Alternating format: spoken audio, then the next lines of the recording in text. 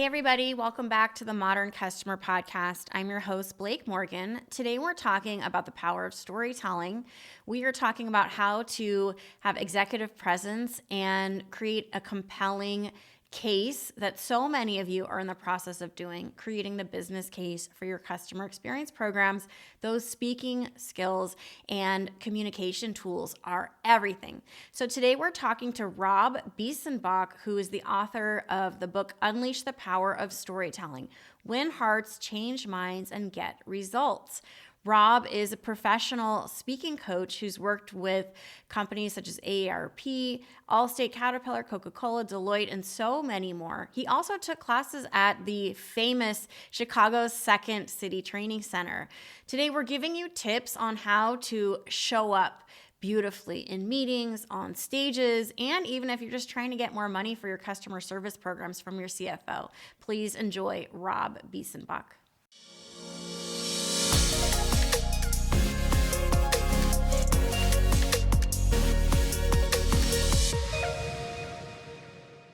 Rob, welcome to the Modern Customer Podcast. And you're calling in from outside Chicago today, is that right? Right, in beautiful Evanston, Illinois. Is it so beautiful there? Is it wide open country?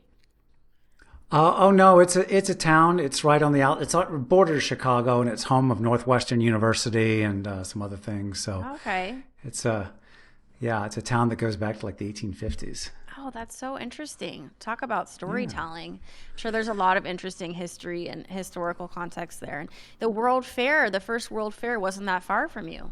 Yeah, the Columbian Exposition, and I have living in a 100-year-old house, and I've been investigating the stories of the original owners. It's really fascinating. Yeah, so clearly you have this interest, Rob, in storytelling. Where did this start? Where did this interest start? I think it began, I spent many years as an executive speech writer, writing speeches for CEOs and other corporate people. And it was always about making the speech compelling, inspiring, engaging, and connecting with the audience. So we always worked together on stories. But it really came to life at Second City. I mean, Second City just drills it into. And I was not a performer at Second City. I was not on the main stage like John Belushi or Tina Fey. I was one of many tuition-paying students, but I really learned the craft of storytelling there. Yeah, I mean, so many amazing performers like Amy Poehler came out of Second City. So obviously there's something very magical there. Where does this idea of performance meet the executive or the leader? Like why does a leader need to be a good storyteller or performer? Well, it's interesting. This sort of charts my journey. I was always in corporate communications, and then I started acting on the side.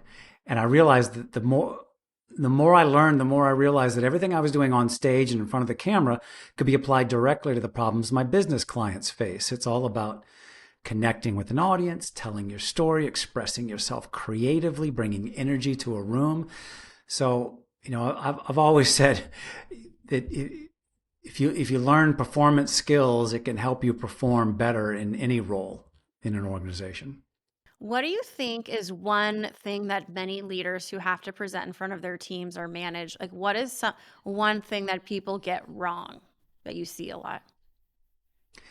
Starting with me or us, I mean, the typical deck that starts with who we are and what we do and what our capabilities are.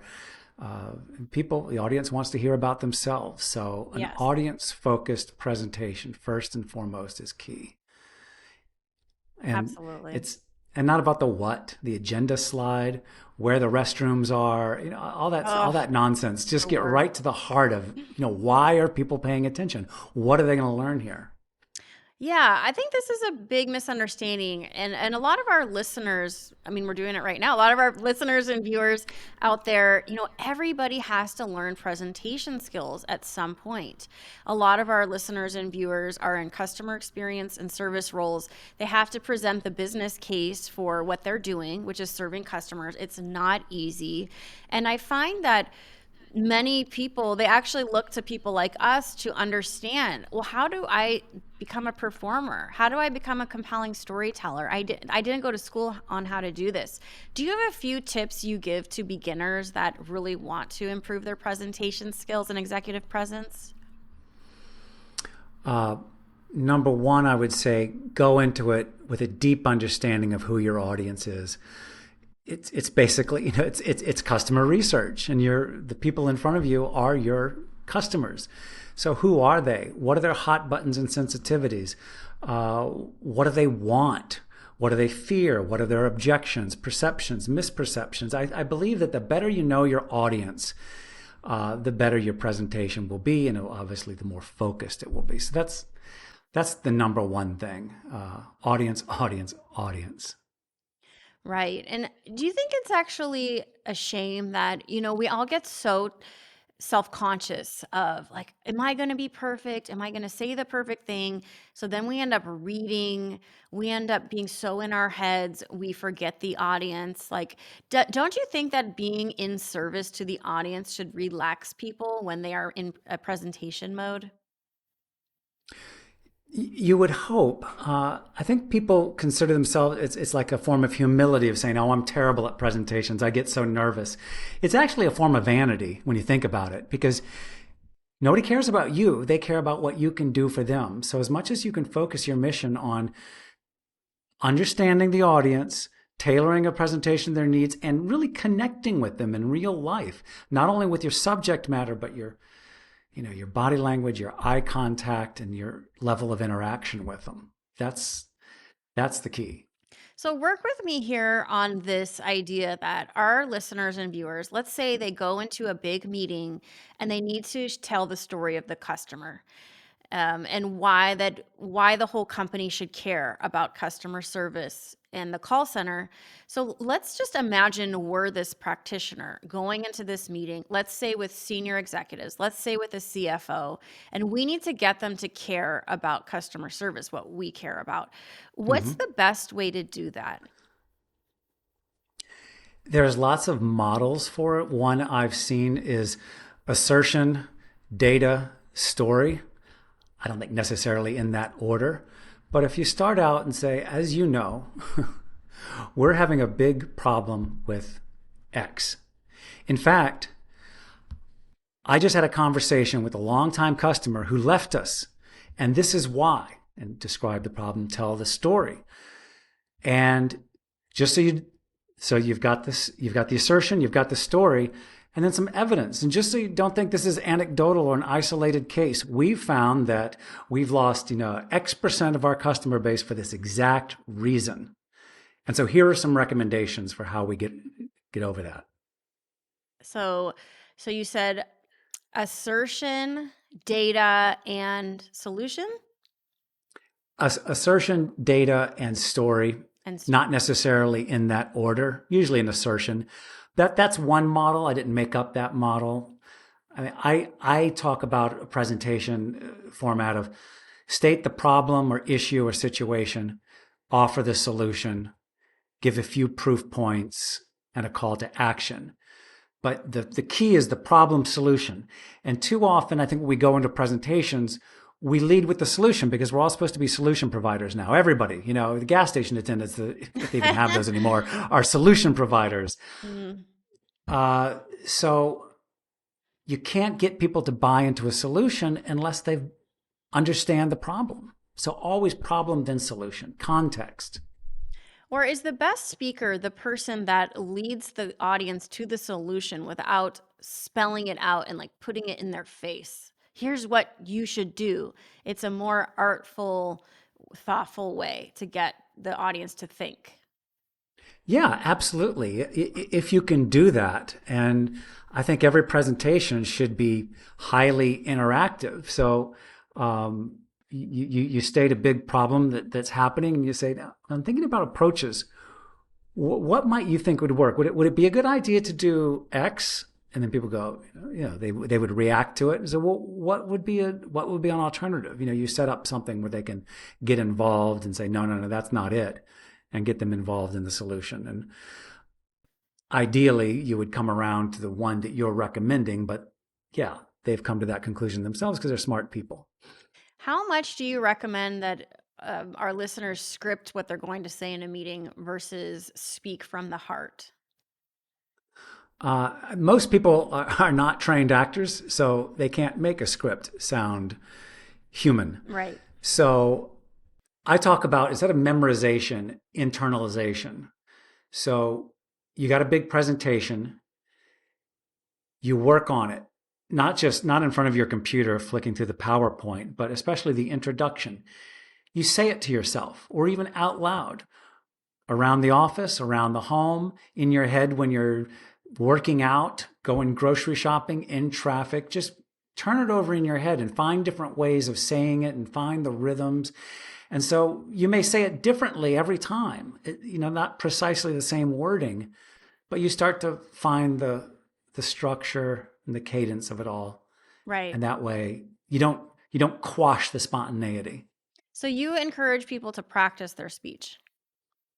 I do. If it's a big one, if it's a big it's hard for people who are going from presentation to presentation to presentation.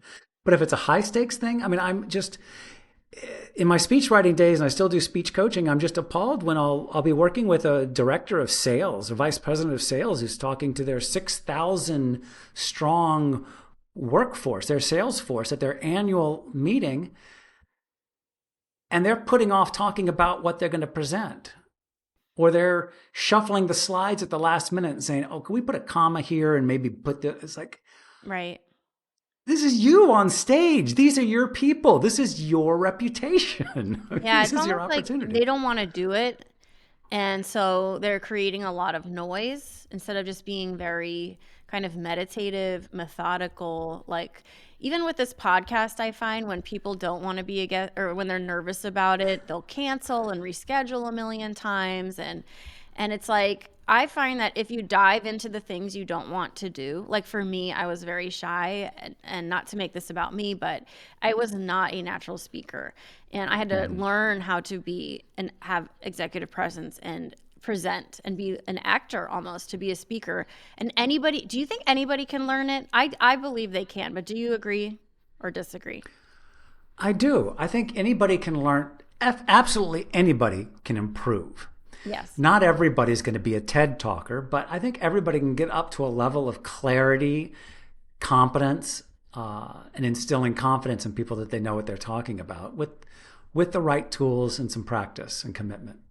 One of the things that I learned, I had a speaking coach, was how important the breath is when you speak. That you have to give the audience time to process what you said and take a breath. But when you get nervous, it's very tempting to just crowd the microphone and they can't hear anything you're saying because you talk so fast because you're so nervous and so you just fill every air bubble. Yeah. A speaker coach colleague of mine said 95% of her clients speak too quickly.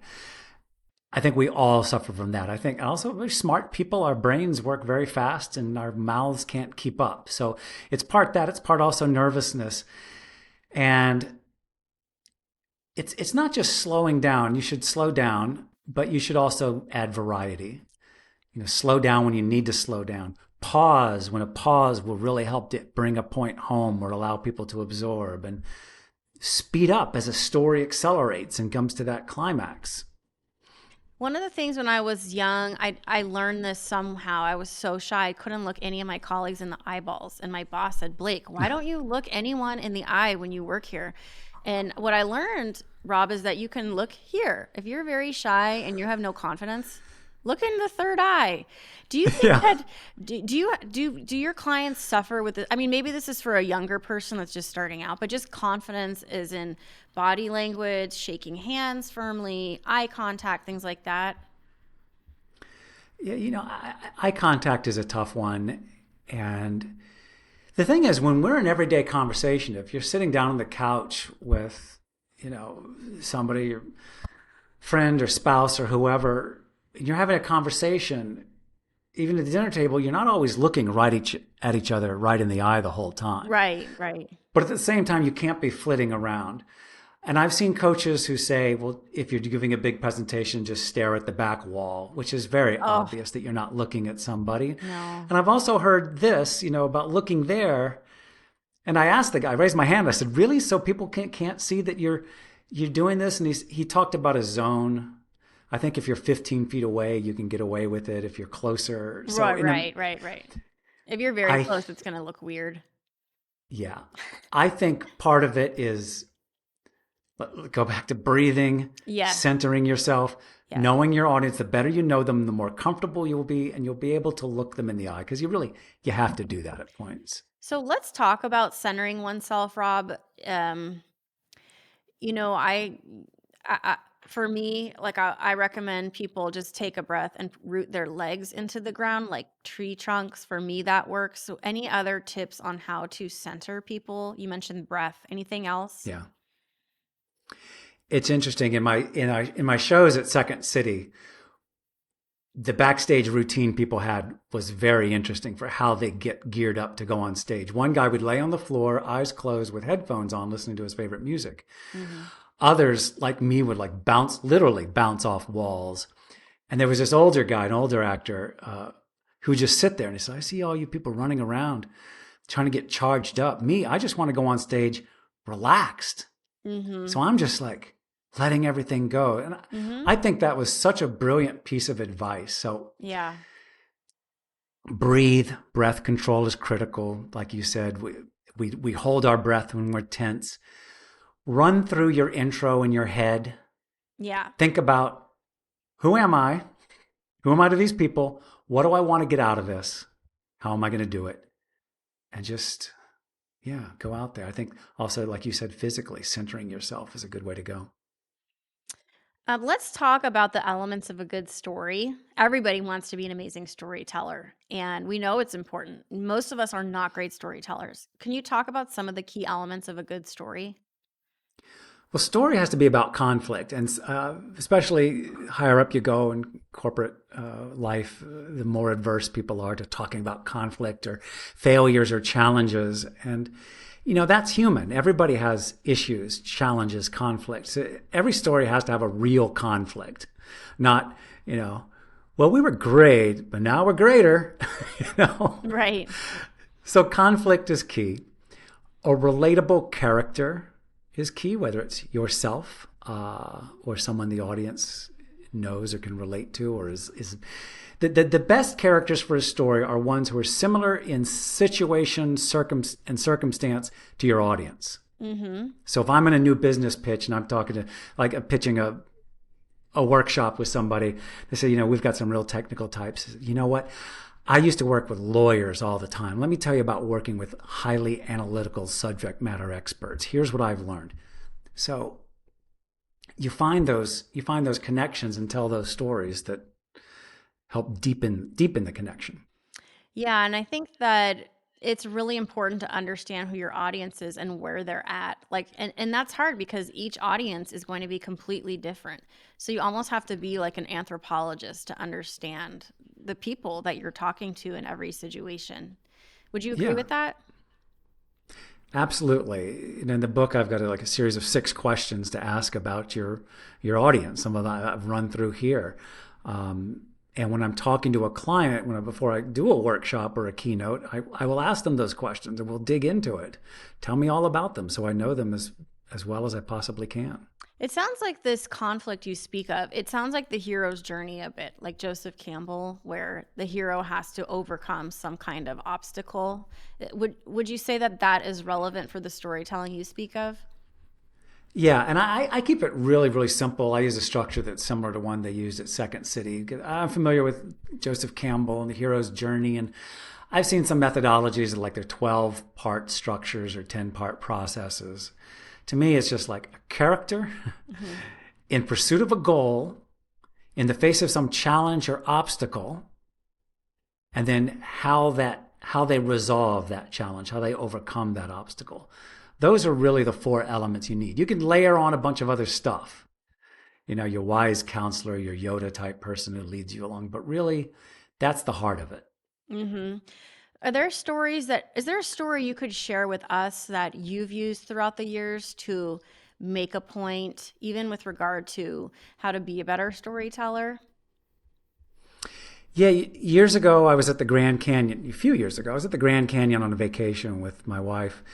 And the Grand Canyon is a very dangerous place, attracts people from all over the world of different language abilities, different physical abilities, different risk portfolios or risk assessments.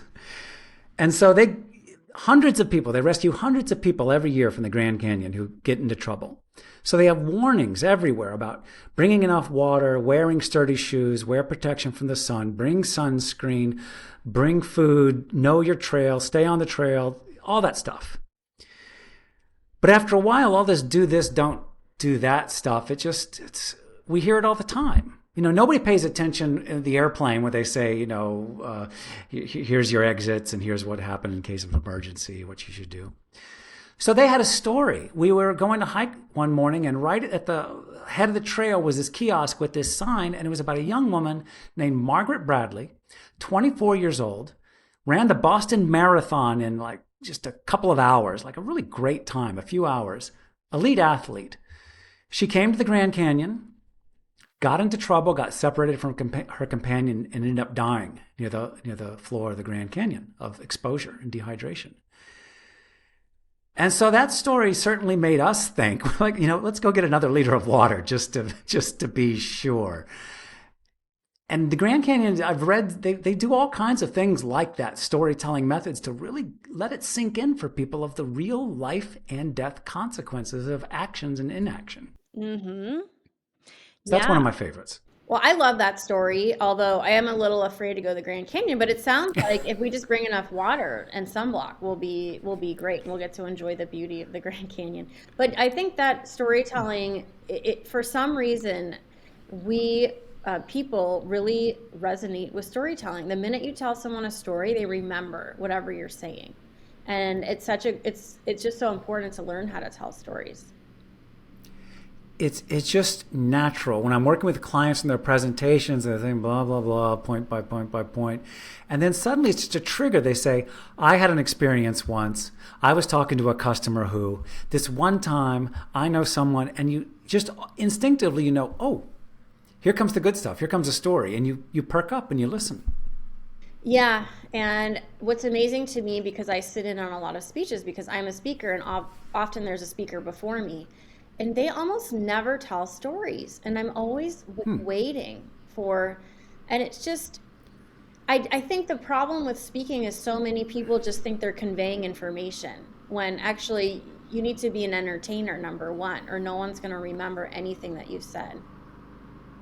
Yeah. Distributing information is the worst possible reason to give a presentation. I think Seth Godin said, if all you've got is information, just send a memo or an email. Love that. You're there to change people, to get them to act, to approve, to buy, to get on board, to renew, whatever it might be. Absolutely. And if we know storytelling works, let's take a risk and see how it lands. And you don't have to be a rocket scientist to put a good story together. That's what I've learned, is you just have to really simplify it, to only convey the key elements, practice it, and you'll be amazed with how you engage people with a good story. Absolutely. And, for extra firepower, it should be a story closely tied to your content, the takeaway of your content. Some people, in my old speech writing days, just give me a story, like an icebreaker. It's like, well, let's create a story based on what we want them to take away, whether it's streamlining operations or higher levels of customer service. There's got to be stories that can actually reinforce your point. Before we get to the rapid fire, Rob, let's just talk about where people can find these stories. Stories are everywhere. If you become attuned to storytelling, you can become a student of it. As you watch TV, as you watch movies, as you read books, look for those elements. Practice them. There are stories in traffic. There are stories at the grocery store. There are stories everywhere. What I encourage people to do most of all is find your own stories. Don't go Googling for stories.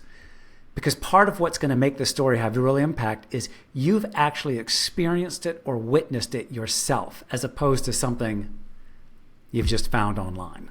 I love that. And once you open that window in your mind that you're looking for stories, they end up coming out of the woodwork everywhere, from a Netflix documentary to something that you hear that your family member tells you to something that happened to you that might be relevant for other people. Although you have to be careful about talking about yourself, I agree. But just like open those windows for creativity and leave room for creativity, and just everything starts to move. Absolutely. So, Rob, let's have a little fun and let's just get to know you a bit better. Are you ready to take some rapid fire questions? I guess so. As ready as I'll ever be. This is where my improv experience maybe comes in handy. Oh my gosh, I've never had a Second City student on here, so this is gonna be so fun. All right, so first, what's the most important part of your morning routine? Coffee. Same.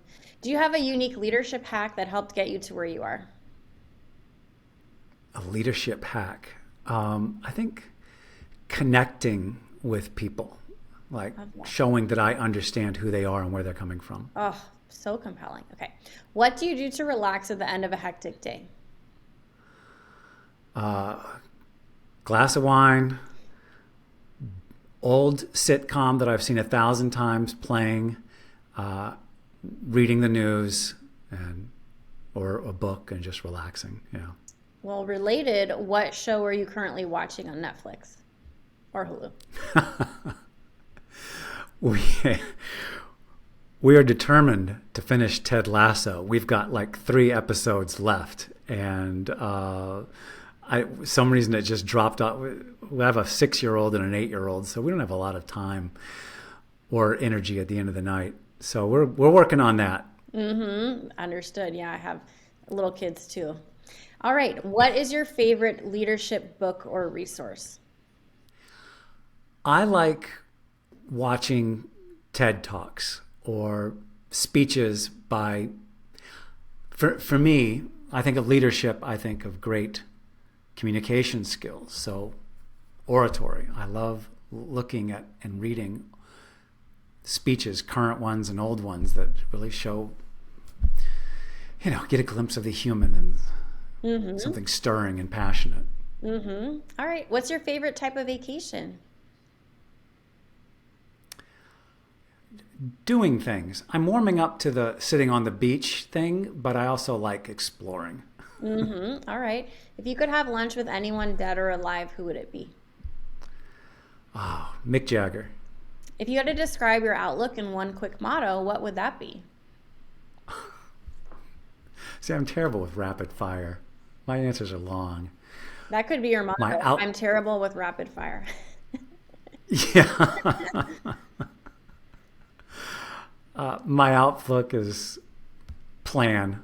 That's great. Plan as much as you can. That's fantastic. I like that. All right. Well, this has been so fun. I love talking about storytelling, and it's just been really interesting to talk about it with you. So I hope you'll come back and continue to share storytelling insights with us next time. Thank you for being here. Anytime. Thank you for having me, Blake. Everybody, you can learn more about Rob on his website. Rob, do you want to say your website for everybody? Well, you can find me if you can spell my name. R-O-B, Biesenbach, Biesenbach. I'm the only one on Google.